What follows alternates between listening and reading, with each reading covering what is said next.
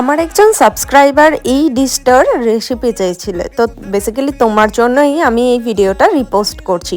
তো সবার প্রথমে আমি এখানে বোনলেস চিকেন নিয়েছি, তার মধ্যে নুন, হলুদ গুঁড়ো, লঙ্কা গুঁড়ো, জিরে গুঁড়ো, সর্ষের তেল, ধনে গুঁড়ো, কাসুরি মেথি, কুচানো পেঁয়াজ আর অল্প পরিমাণে একটু আদা রসুন বাটা সব কিছু ভালো করে মিক্স করে নিয়েছি।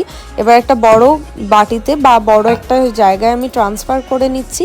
তারপর এটাকে আমি ঢাকা দিয়ে মাইক্রো ওভেনে প্রায় 15-20 মিনিট মতন 180 ডিগ্রিতে আমি কুক করে নিয়েছি। আর এটা রুটি বা রাইস সবের সাথেই কিন্তু খুব ভালো লাগে, একদম ড্রাই হয়। তো এটা খেতে খুব ভালো ছিল। হাতে যদি কম সময় থাকে তাহলে বিনা ওভেনে আপনারা এই রান্নাটা বাড়িতে ট্রাই করে অবশ্যই দেখতে পারেন। এটা আপনাদের খেতেও ভালো লাগবে আর আপনাদের অনেকটা সময় বাঁচাবে। যদি চ্যানেলে নতুন হন চ্যানেলটিকে অবশ্যই সাবস্ক্রাইব করে যাবেন।